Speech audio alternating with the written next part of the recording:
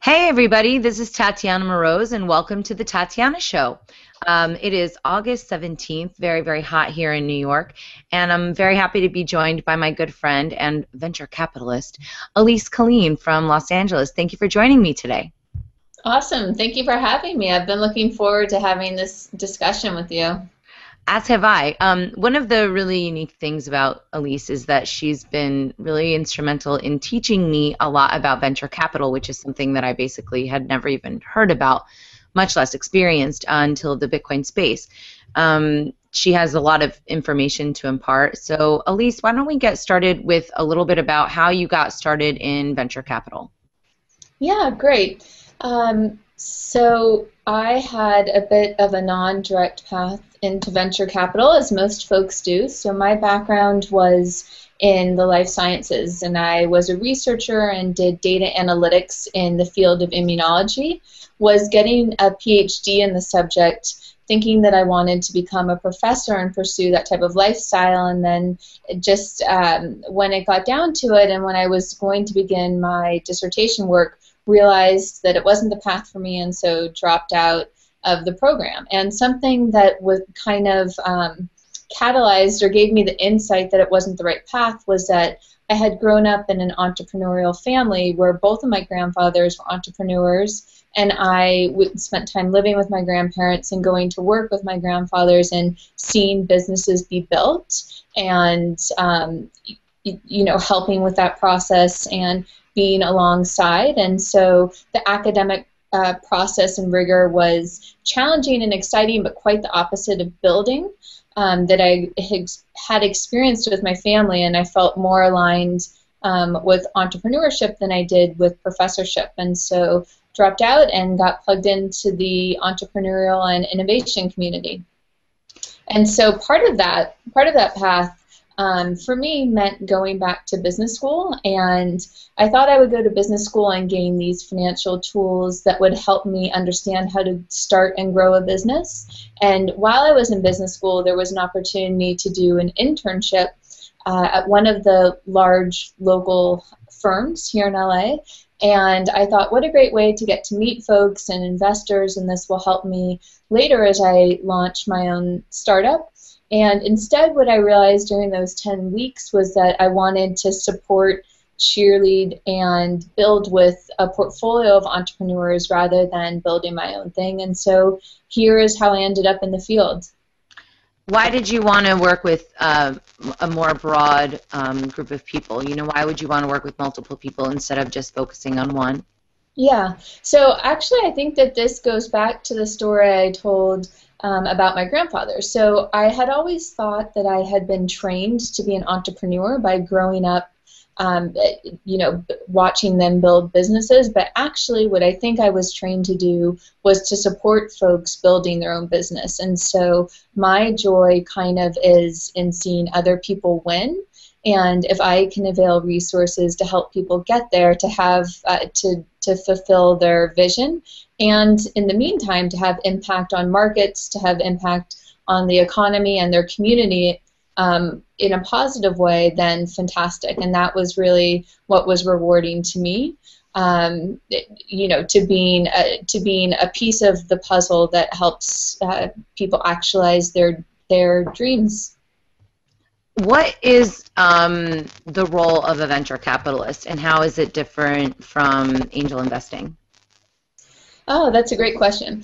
So I think the two are very very similar, though risk profile might be a bit different. So the Bitcoin and blockchain community and emerging other areas of emerging technology are often benefited by angel investors who kind of can get there earlier, write smaller checks, and write more, a larger number of smaller checks, diversifying their risk and also plugging into everything. So, and you can do that when you're investing your own money.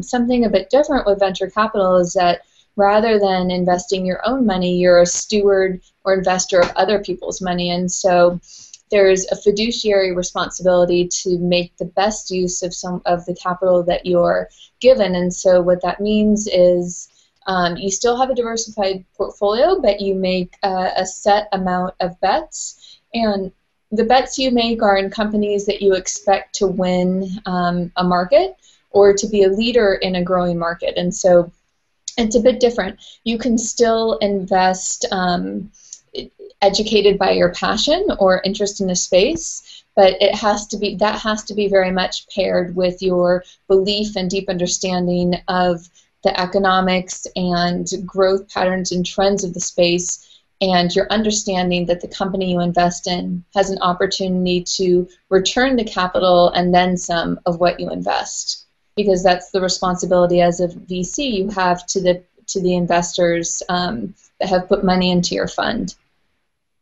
Okay, so in a little bit more plainly, which I think you did a really good job, but I wanted to just review. So basically, venture capital firm has a bunch of different people that feel that they're well equipped to analyze risk and to make advisements to a investor pool.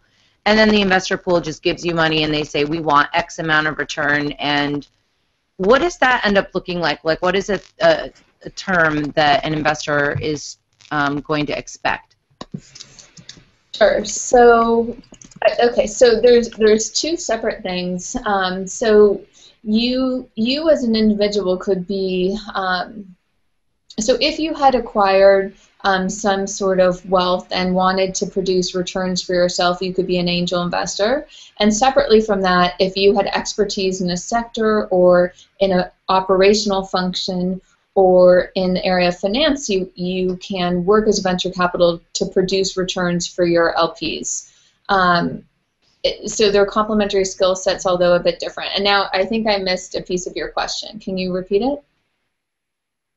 I'm not really sure where we missed the point. But I guess I'm just trying to figure out, you know, what kind of return would people expect? How much do they normally invest? How soon are they I see. Okay. Yep. So, right, perfect. So so I want to continue to separate out angel investing and VC, since there's active communities in both, and I want to make sure to talk about how they're a bit different. So as an angel investor, you can define for yourself what it means to produce a return, and so you can be seeking financial returns, and you can also be seeking some other sort of impact, whether that be social or cultural or community impact. Now, in venture capital, what people are seeking to do, hopefully all funds, are seeking to be a top returning fund, which would mean that you're creating a 3 to 5 or higher multiple of return onto the capital, the principal that's put in. So what that means is if you invest $100 million, you need to return to your LPs $300 million or $500 million and go up from there. Okay. So what is it about Bitcoin that makes you interested as an investor, and is that the only kind of investment that your firm normally manages? I believe you're a part of 2 different companies, right? No. Well, no, that's okay. So I'm on the investment team with one of LA's largest funds, and I've previously invested with a couple other teams, and so that may be what you're remembering. So I began at a large fund in LA called Clearstone Venture Partners, and then I moved with the same team over to a new firm launched by partners of Clearstone. So during an interim phase, during the interim of the ideation of this new fund and the actual construction of an organization around the fund, I was able to spend time with a smaller firm that was focused on interpretive intelligence and what new data platforms and new tech infrastructure enable. And it was during that time that I was able to spend a lot of my energies on looking at Bitcoin and blockchain space. And so helped this fund build their early blockchain portfolio. What are some of the types of companies that you find interesting in the space? Yeah, so Sure. So this has evolved over time. So when I started investing or helping the fund invest in blockchain companies, what I was really most interested in was core infrastructure. And so a good example of an investment in that space is Blockstream. So investing in the actual rails that will power future applications that are enabled by the innovation. So what I mean by that is what consumers will see is they'll see new methods of transacting, new methods of storing data, or new methods of viewing content even, and all of this. But what we were interested in investing in, and what I was interested in investing in very early, was the rails that would drive that. So what would need to exist to make best use of the blockchain was where I wanted to spend time, and still do spend time there. What I've recently seen, though, is very interesting applications emerge where what the entrepreneur is presenting and offering for funding and then to users is an application that's newly enabled by blockchain technology. And so I think this is very interesting. There's been kind of an evolution of entrepreneurs working in the space. And if it started with a lot of companies that had Bitcoin or coin or bit in the name, now I'm starting to see companies where they offer an application that, unless you were to ask the tech it was built upon, you would never know that it was blockchain technology. So for instance of this is that I recently saw a company that's going to be offering content creators in automated contract provision, so that if you were a collaborator, you could form a contract with a partner, and that contract would be automatically enforced leveraging blockchain technology. But in fact, they just presented it as automated contracts. And I thought to myself, this is very interesting, technically impossible unless they're using blockchain technology. And then when I asked, how is this possible? Indeed, as I suspected it was true, they were using blockchain technology and had the insight that that contract automation was enabled through blockchain.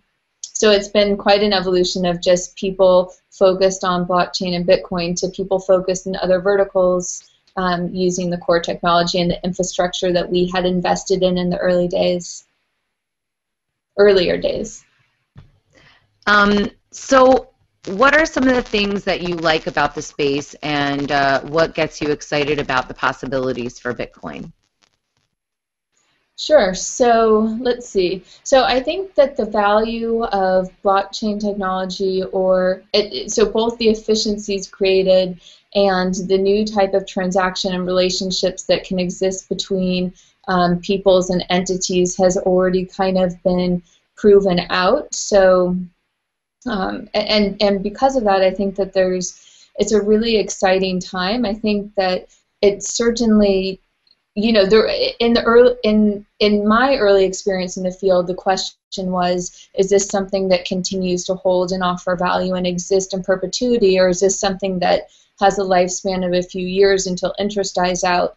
And now I think the question is very different, that the value provided by blockchain technology can't really be rolled back, and there's a deep understanding, but not only of those operating in the community, but of enterprise level folks that have been looking for solutions for data transmission and storage and security and payments, and recognize that in blockchain technology, both distributed technologies or open technologies and blockchains like the Bitcoin blockchain, as well as creating on-prem or their own private blockchains to do kind of the same. And so I think that what I see is that because of this recognition of value on the enterprise level and on the consumer level, that it's no longer a question of, does blockchain technology exist and is it made use of in 5 years? It's a question of which applications will have the greatest hold,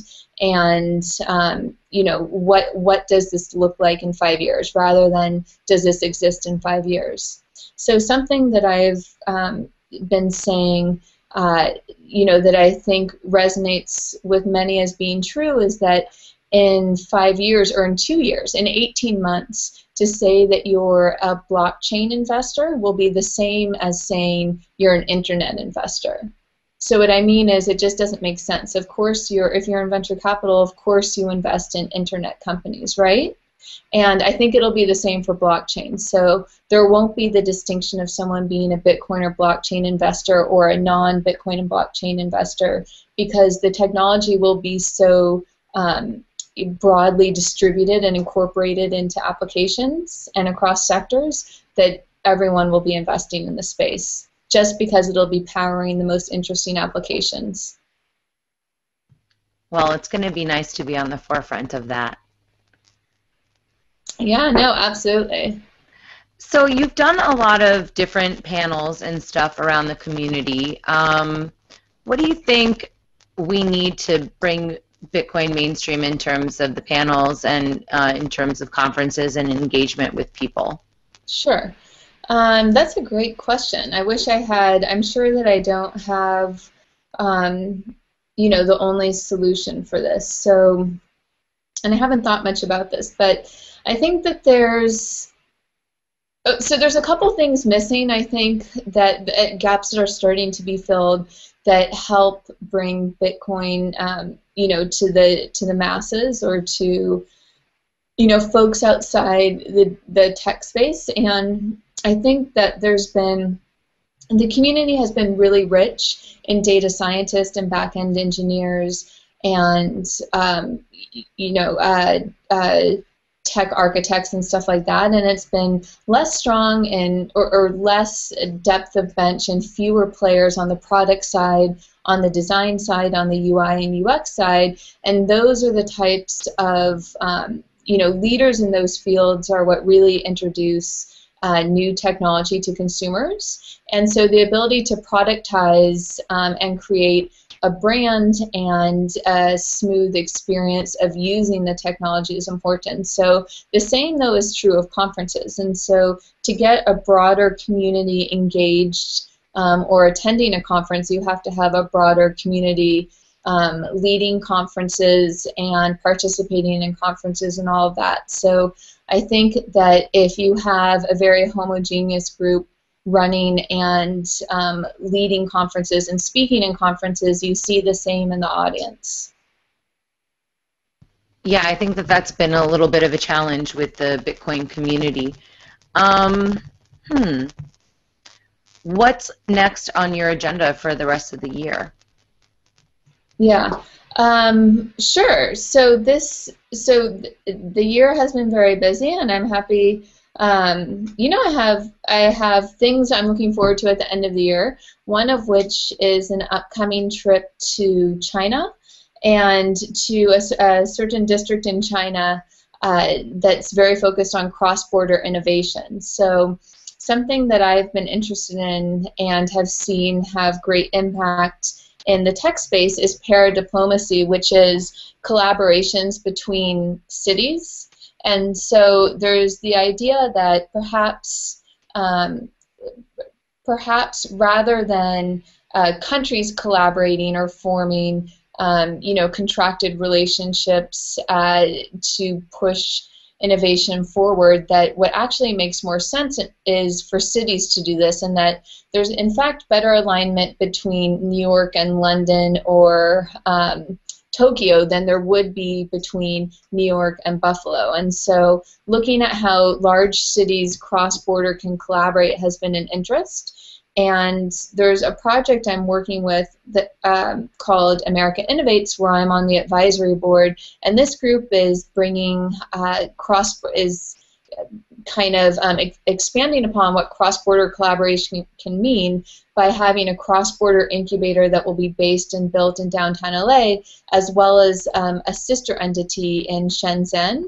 And so to prepare for this, the members of the advisory board and the investors in America Innovates will be traveling to Shenzhen in Q4. And so I'm looking forward to that, to meeting and understanding better how culture and the talent resources in the area and kind of the youth and new infrastructure that exists in Shenzhen drive innovation and drive what's valued there, and how that can inform what we bring to China in terms of innovation and what we can, take away or learn from China. Have you been yet to China? No, not yet, but maybe next year. Your next trip? No, I think my next trip is to Europe, but we'll see. I'm still planning everything out. I have a question. Would you? Yeah, let me ask you a question first. So I had said to you before offline that the way that you look at new innovation and evaluate a space, it is not dissimilar from how investors do that when they're looking at investing in a company. Would you ever consider becoming an angel investor or venture capital investor? Is that something that interests you or could potentially interest you? Well, when you and I had spoken about that a long time ago, one of the ideas that I really liked about Tatiana coin was not just because it was a coin for me, but because I thought that model could really be explored for other people.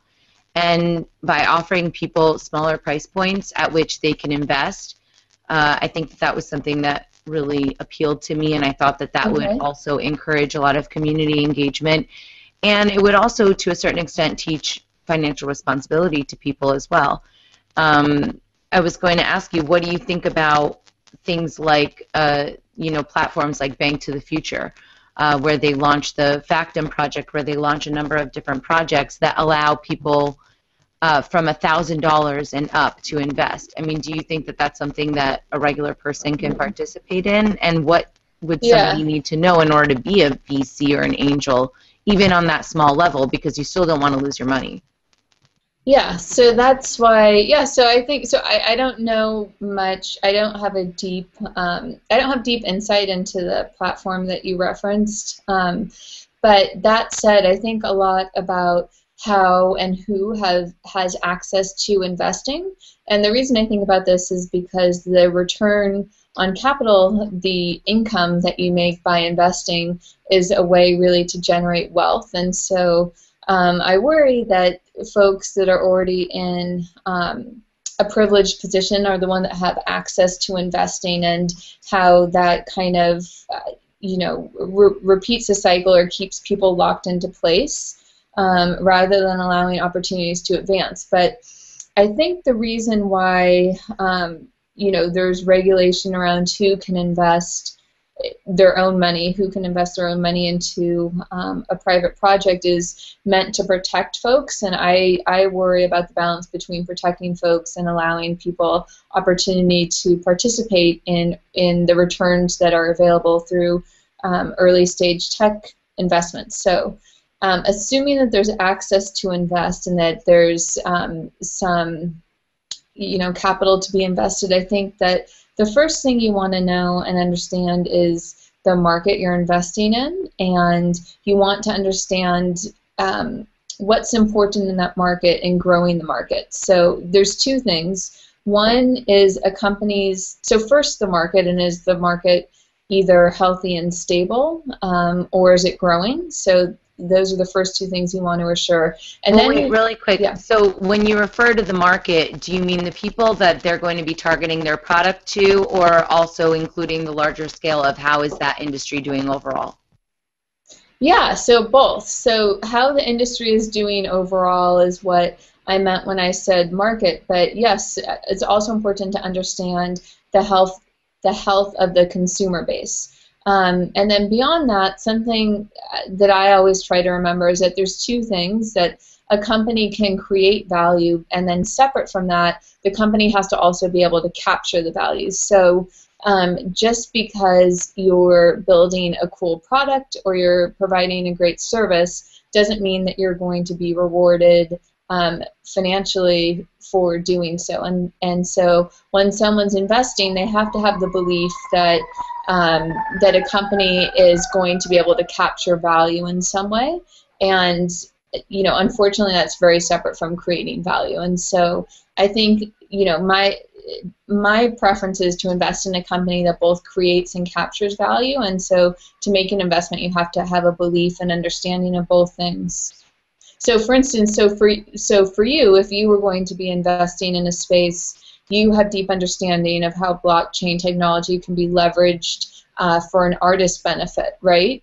And how you can align the incentives of an audience with the incentives of an artist through leveraging blockchain technology. And so with your deep understanding of the space, you'll be better able to identify or empowered to identify which companies are creating value, and you can look at the business model or the plan of attack for obtaining revenue, how strong and logical that is, and make a fair assessment on, or I would presume you would be able to make a fair assessment on, this company makes sense and will be able to sustain growth, or at least sustain themselves for X amount of years, right? Whereas if you were looking at an agricultural tech company, that might be harder to do. Okay, so say there's a startup, and let's kind of put ourselves in their shoes. What is the timeline on which they, like, when should they go for venture capital, and what are some typical pitfalls that they make in terms of pursuing that, and then later on the execution of the business? If you could walk me through it as if I never heard about, you know, the different series and how that kind of works. Okay, so just starting with the first question, when is the right time to seek venture capital? I think that the right way, entrepreneurs can be benefited by thinking about it in a slightly different way, which is, when is the right time to build relationships with folks that can invest in my company? And so I think that it's always good to be fostering relationships, and that can be done even before you're ready to present your idea or ask for money. And so it's always good to be thinking of who are like minds and who can be reciprocally helpful to you in all of this. And then separate from that, the entrepreneur needs to be thinking about, when is the right time to present my business. And I think that's extremely varied. So you generally have, with most folks, I think, 1 or 2 shots, and so you want to make sure that when you do go in and have a conversation, that you have a smart view of both the market that you play in and your position to add and capture value in that market. So, and even saying that investors understand that people often change the position or approach they'll take to building a business. So even more important than how you plan to build the business is your understanding of the market and the unique value that you or your team bring to the market. And so I think that's, the first requisite before you go and talk to an investor. You have a deep understanding of a space and where you could potentially fit in that space. So that would be an angel or a seed, a very early seed stage deal. And then as you go forward, then there's a bit more that needs to be done to raise any subsequent round. Does that make sense? It does. Okay, so say you have a company, you've been running it for a couple months, you basically are ready to start asking people for money because, let's say, you've just basically run out of it. What do you do in order to reach the VCs? I mean, you don't just randomly start looking up VCs in the phone book. How do you even go about telling people that you're looking for money? Right. So, so first thing is, you certainly don't want to start when you've run out of money, right? So you want to make sure that you start considering you want to make sure you start conversations when you have 6 months or so of runway left, and runway means when you still have money in the bank to last you for however many months. So if you have 6 months of runway, that means you have 6 months of capital in the bank. And so the first thing to know is to start those conversations early when you're not in a pressureful situation of needing to raise money very quickly. And then, as I alluded to before, I think there's never a bad relationship to start with an investor. I think it makes sense to have a broad network, even of folks that you don't see being immediately relevant or helpful to what you're doing. And then when you believe that there's an opportunity to show, when you believe you're in a position to show someone else and explain to someone else the opportunity you see in a market, that's the right time to start a conversation. But what's important to know is, what I think is important to me as an investor is, if you come in with an idea of, I see an opportunity in this space, and then you tell me, this is what I'm going to do about it over the next 6 months, you're setting benchmarks that we can then check in on 6 months down the road.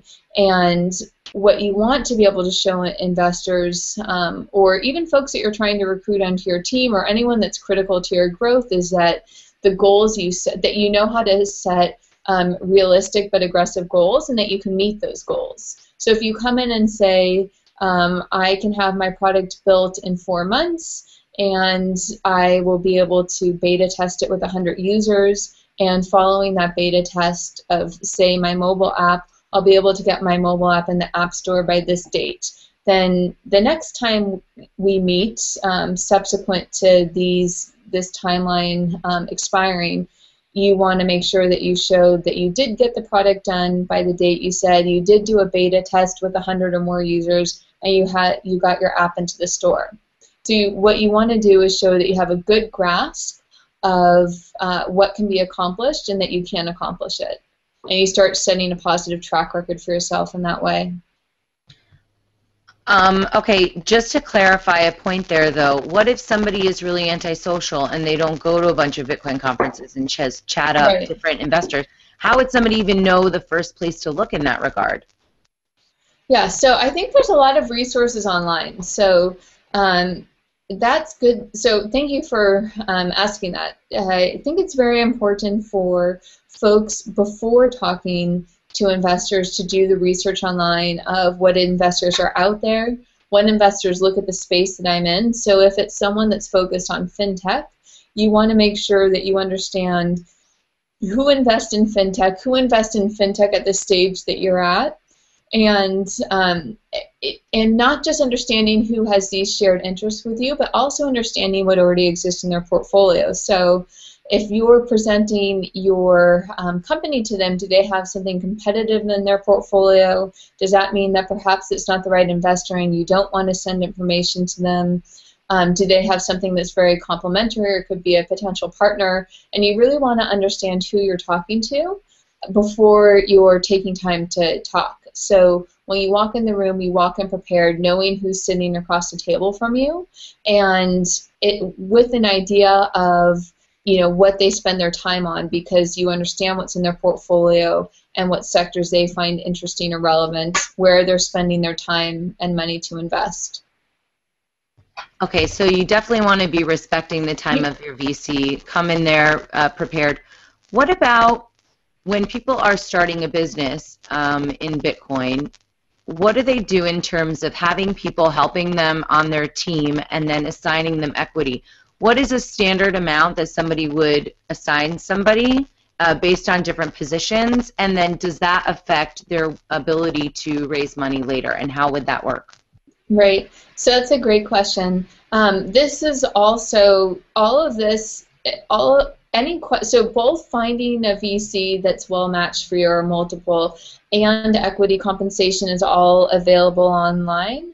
But what's most important to know in so there's a few things. First, you want to make sure that you are maintaining majority ownership, especially in the most early stages of the company, and so you're being very thoughtful of your leadership and how that's represented on the cap table, which is what represents how equity is divided. But beyond that, and beyond doing your research online of what equity is appropriate for certain roles and certain levels of experience amongst those roles, what's important is making sure that you put in place a vesting schedule.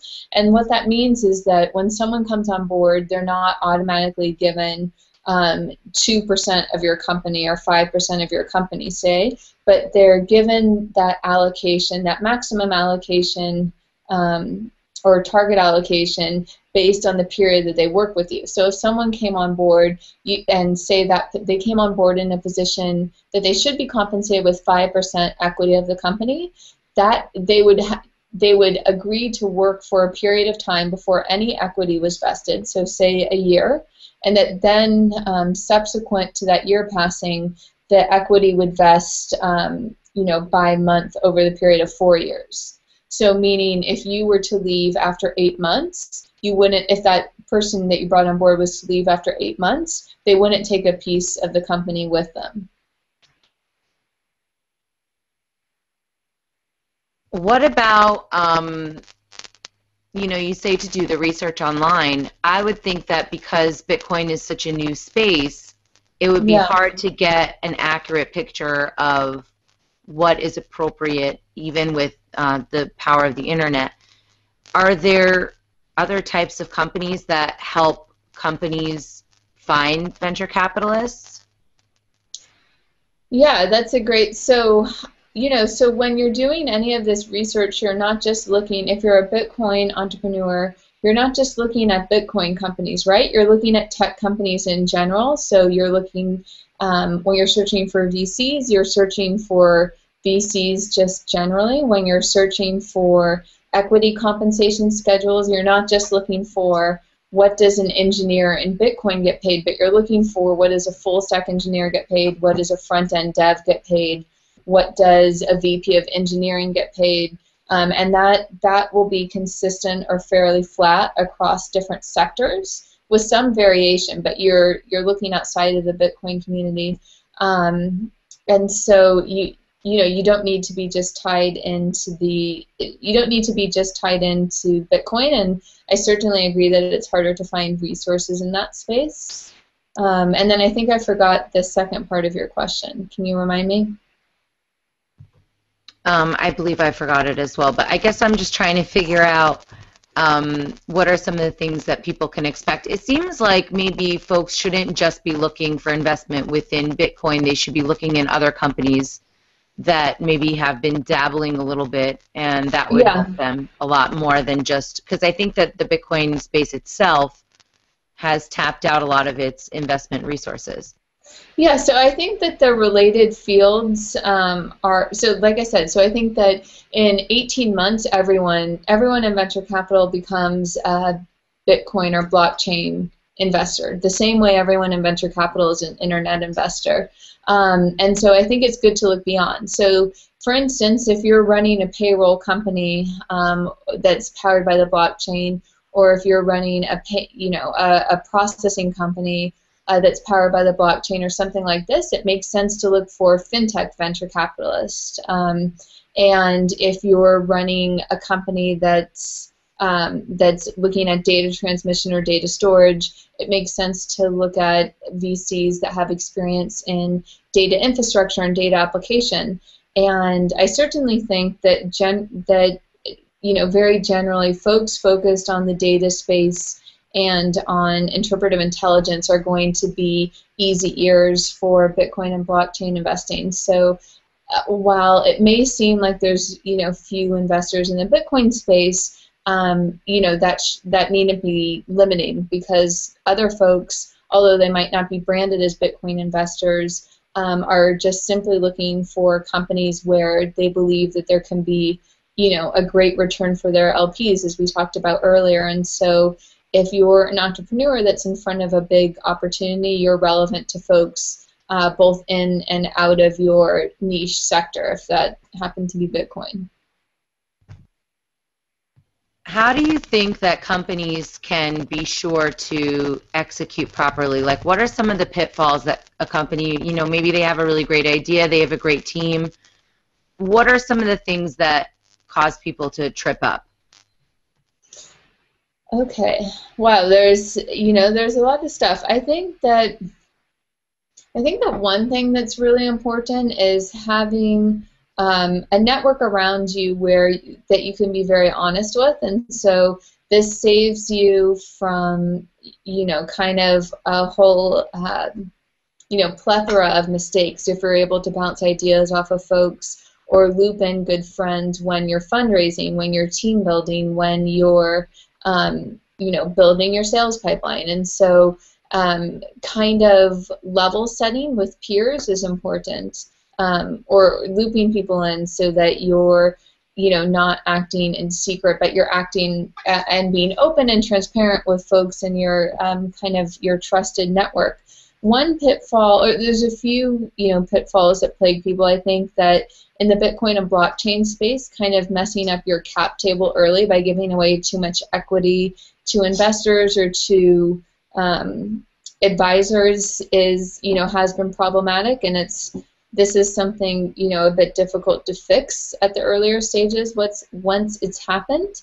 And then across sectors in Bitcoin and outside of Bitcoin, it's hard if you make mistakes on the founding team. So if you found a team or begin working with folks where there's not alignment in values and culture, then this is also difficult. And then the other thing that trips people up, I think, is having people that are too similar in terms of function expertise or perspective on the team. And so great to have a diversity of functions so that it's all different types of people sitting around the table and being able to contribute very different skills. So while it's good to have diversity perhaps in like temperaments or personalities or viewpoints, it's also good to have diversity in skills that come into a founding team, and in fact, investors look for this. So to have one person that can really excel on partnerships and one person that can lead an engineering team is really important. And so optimizing for that is critical, and then not thinking about that can kind of sink a team, or at least give the team a tougher challenge to face as they're building. There's a lot of things that can go wrong, but having good supportive folks and understanding who can be helpful is important and can help you avoid that. So if you're able to build a good advisory board, or even to get an advisor that you can just bounce ideas off of, this can be very helpful as well.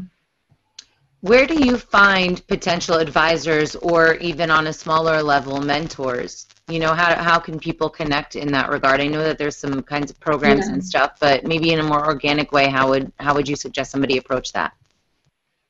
Yeah, that's a great question. So I think that that's something that comes out of a relationship. So generally, when I've taken advisory board positions, it's always been with folks that I've known for a bit and that we've already kind of worked together, and I've already been helpful and have an understanding of what they're doing. So it's kind of not out of the blue. And then, I've also been asked out of the blue by people, and that's, I've never taken a position in that way. And I think that, you want to make sure, everyone wants to make sure that they're using their time and energy in a way where there can be impact. And so when you're thinking about bringing on an advisor or someone to your advisory board, you want to make sure that A, they have something valuable to offer you, and B, of course, that they're not going to be a distraction or not going to impair the company in any way. So an example of that would be, again, you want to understand what other companies they advise, make sure that there's no conflicts and that they're not advising competitors, for instance. And then C, you also want to make sure that there's a good relationship, so hopefully there can be some continuity in the relationship. So it's not someone that you have as an advisor for, a few weeks, but hopefully it's an ongoing relationship so that you can get real value out of that. So I guess the short answer is you find someone you think can be helpful, you test drive the relationship, and then if the test drive goes well, you see about making a commitment. One of the things that's that's given the VC community some notoriety is that it's basically all older white guys. You have an organization in Los Angeles, Women in Venture, and you've made some arguments to me, of course, for the benefits of a more diverse venture capital kind of, landscape. Can you maybe speak to that? Yeah. So, so I've had, most or all of my opportunities in the field have really been at the generosity and, welcome of these lovely older white guys who I enjoy working with and find, so valuable. And like I said, these are really just very consistently have been the folks that have helped me out. I think, though, that when we think about venture capital, we should think about the industry as service oriented towards providing the best care and feeding and support of entrepreneurs. And even in order to have access to the best entrepreneurs, we have to be able to see, a diversity of folks. So we need to be able to see women, men, African American people, Latin American people, Hispanic people, and as well as white people. So we want to be able to see everyone. And I think that history shows that some of the most important innovation comes from folks kind of in outsider communities. So where you really see incredible leaps ahead is when people are, it's out of necessity, or when people have a great passion like Satoshi did, or are kind of an outsider, like probably I bet Satoshi is. And so in order to access these communities, I think that having a diversity of investors is helpful. So I know, so for instance, we hear a lot about how there's no pipeline of women founders, and that's the problem, why you don't see women getting venture capital, is because there's just not enough women founders. And in my experience, it's just not true. I think I see in my deal flow really like a 50-50 split between men and women founders. And this is because, folks want to judge how to best use their time. And to chat with a VC is, it's not just, you said something earlier about use a VC's time well. I think it's even more important for the entrepreneur to use their own time well. And so I think that people do this, right? So if you're a woman founder and you're trying to use your time well and de-risk the way you allocate time, you look for people that you think will listen to you. And often folks suspect that people that are more similar to them will better listen or give them a better shot. And so I think this is how I and other women investors often see, stronger women women-founded companies in our pipeline than maybe, some less diverse folks. And then at the same time, I think I see a broader variety of different types of white guys in the pipeline, because there's just some folks, that would prefer to work or talk to, at least at the early stages, to women, or to folks, that are less suited up, or, less fit the stereotype of the traditional VC. And so my agenda is to kind of increase, a diversity of folks in the space. And with that in mind, I founded the Women in Venture Group, which is an organization that's building, network connections and relationships and resources for women in traditional VC to share and to gain from. How do you think that people can be more aware of the intentions of people in the space? I often come to you for advice. I ask you, what do you think of this person? What do you think of that person? And you've always got a very spot-on assessment of somebody's intentions. And I think that this is a problem in the Bitcoin space. Everybody gets excited about the idealism of Bitcoin, that they forget to do a certain amount of due diligence. What can you say about giving people advice on that? Yeah, so I think this is something that people never listen to advice on, but I can say, on my behalf, the people that I work with, I always, I'm a researcher, right? That's what I grew up doing in undergrad and in graduate school, and so I apply that to how I, figure the folks that I want to spend time with and that I want to work with. And when you partner with someone, either on your team, or if you bring in an investor or an investor brings in an entrepreneur, you kind of share a brand with them. And so I always make sure that I really understand and do research and diligence on the people that I'm going to work with. And this is a responsibility of founders. So, and it can't be outsourced, right? So if I see someone very interesting, then I am going to ask around to multiple folks about what their experiences have been. what they've thought of the insight that they've offered in the space and all of this. And, in the end, I still want to make my own evaluation of the person, but it's good to have the ability to make an informed evaluation by asking others. And it just, it saves a lot of time to figure out who a person is before you begin working with them, so you can understand how to best work with them. Okay, so we're getting toward the end of the show. I wanted to give you an opportunity to kind of just riff on any kind of final words. But before we do, this show we're airing on Liberty.me, but we also air on Let's Talk Bitcoin, so hello to the audience out there. On Let's Talk Bitcoin, they have a certain magic word that every episode you have to make one up. So I thought I'd give you a chance to make up a magic word. It could be a phrase or it could be a magic word. What do you think? Sure. Okay, great. So what should my word be? All right, I'm going to do a phrase for something that I'm starting in LA, and my word will be a few words from this phrase. Can I do 3 words? You can do as many words as you want. Okay, so I'm going to say City Fellows Consortium. So City Fellows Consortium is a new program I'm building in LA. Which is bringing together the top engineering fellows in the city and matching them to the city's innovation resources. So meaning folks in government, folks in venture capital, folks in startups and the most prestigious tech enterprises to make use of this really energetic young talent in solving problems that exist here, but also to build bridges so that we can keep these smart young folks in LA past graduation, and that we're not, that we're not just training them here and then shipping them elsewhere. And so we have this group coming together of incredible kids that will be now newly connecting to folks outside of their university labs and working in the city. That's exciting.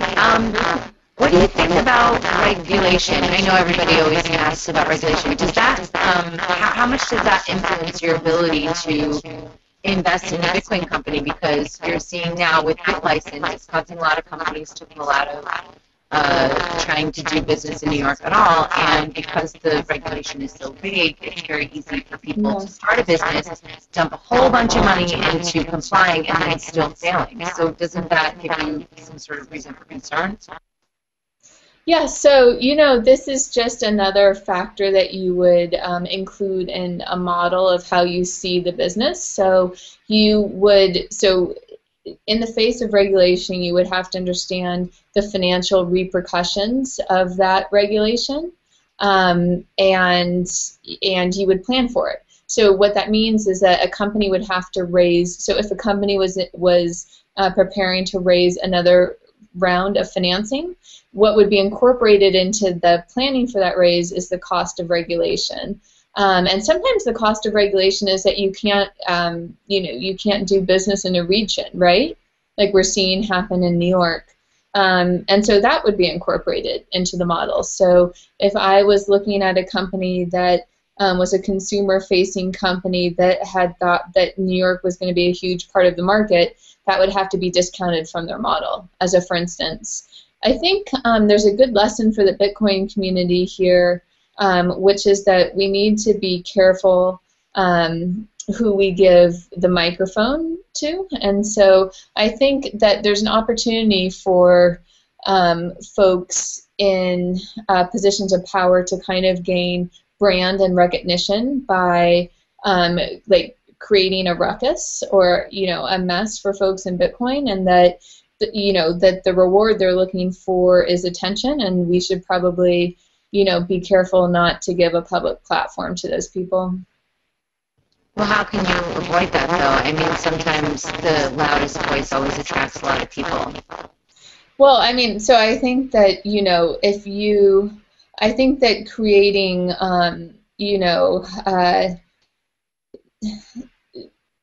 creating a logical, I think that just because you are creating something in the Bitcoin space doesn't mean you deserve a platform or a stage at a Bitcoin conference, right? So I think that we actually have had this conversation a couple times, because I think I was like perturbed you were in the room when a certain regulator was doing a keynote at a conference. Do you recall this? Yes, I remember you got very mad at me. I don't know Yeah. why.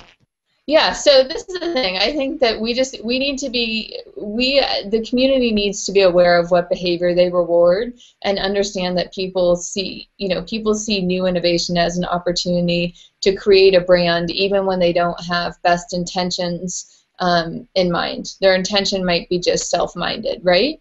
And so I was pretty disappointed to see folks in the Bitcoin space giving some aggressive regulators like kind of airtime, and I think that incentivizes other regulators, other like lower level folks, or people that it's an easy way to make a name, and I think we should be cognizant of that when we're thinking of who to include in conversations. Doesn't mean you don't want to know what's going on, just means that you want to be thoughtful of how you allocate resources like stage time or even what you publish on folks. If you extend that argument, what do you think about the current banking involvement in Bitcoin? Obviously, you can't say all banks are bad, all people that work for banks are bad. And we do want to welcome the financial industry. I think you can benefit from Bitcoin. At the same time, I think that we're giving a lot of credit to people that perhaps created the systems that have failed us in the first place. What do you think about that balance that one has to strike? Because I think that there is something to be gained in terms of credibility when involving the banking industry, but at the same time, there's some question marks there. Yeah, so I think I take a bit different viewpoint here. I think that there's going to be a huge opportunity for banks incorporating blockchain technology for data storage and for security and for interacting with other banks. And I'm really excited for that. So I think that so all this will hopefully, what this serves to do, and what I think and believe it'll serve to do, is to provide empowerment for the consumer, or for the banks, what the bank should regard as a client. And to keep current, or to keep efficient and competitive with other similar institutions, people will begin incorporating blockchain technology into their processes, which creates efficiencies for the bank. And I am a mentor at Plug and Play in the fintech arm, and Plug and Play is sponsored, has corporate and enterprise sponsorships, including some very large financial institutions who I think are absolutely right on point, in my experience, in understanding blockchain technology and what it can do, and are excited for the positive changes it can create in their institution. And so that might mean that the bank has to change processes, but generally the folks that work at a bank and make these decisions aren't out to harm an individual person, but are out for are incented by their own professional accomplishment, as most everyone is. But this is an opportunity where people can accomplish something for their business, right? So increase efficiencies at their institution and do right by the consumers or clients of that institution. And this is like just a new paradigm that Bitcoin creates. And so I'm incredibly excited to see banks incorporate blockchain technology, and think it'll happen on a significant and apparent scale much more quickly than we think. Okay, great. So is there anything else that you want to talk to our audience before we sign off for the night? Yeah, I mean, I don't want to end on a banking discussion. So we should have something else to say. So I think then what I would say is this: that we're still so early in the opportunity created by blockchain technology that we should all be open to having discussions and disagreements with one another, so that we can be optimizing the platform that Satoshi provided, and that doesn't take away from our passion in the space to think through how we can create a more efficient system. Excellent. So I think this pleasant or open discussion is key. Yeah. Well, I think people can disagree and manage to keep it together. I think this ability really helps with the discussion. Why don't you tell people where they can find out more about you? What's your Twitter handle? Maybe any other place where people can find out more? Yeah. So my Twitter is my Twitter handle is just my first and last name at Alyse Killeen, and I blog at a site called venturehousela.com, and on my Venturehouse LA site you can find a book chapter that I just published in the Handbook of Digital Currency with colleagues that spend 100% of their time thinking about the space and the technology, and so great to connect with me in those ways. And are you doing any talks anytime soon? What am I doing? I think I'm speaking at, I think the next time I'm speaking is when I travel to China. So I'm doing a talk in Beijing on innovation, how to create innovations-based cities. So this will be the next talk. And I always love it when people reach out on Twitter and have found great people and great entrepreneurs in that way. So looking forward to people reaching out. Excellent. Thank you very much. Everybody, we'll be back next Monday with the team from Spells of Genesis, including Eric Voorhees from Shapeshift. It'll be next Monday, the 24th. Thank you very much, Alyse, for joining me today. Thank you to Liberty.me for helping me put on this show, and to Let's Talk Bitcoin for sharing it out there. CryptoMediaHub.com will help you create a wonderful advertising and marketing plan for your Bitcoin company. And if you're interested to find out more about me, you can go to TatianaMorose.com, find out about Tatiana Coin and all the different projects I'm working on. Thanks, everybody. Have a good night, and we'll see you next week. Awesome. Thank you. Thanks, Alyse.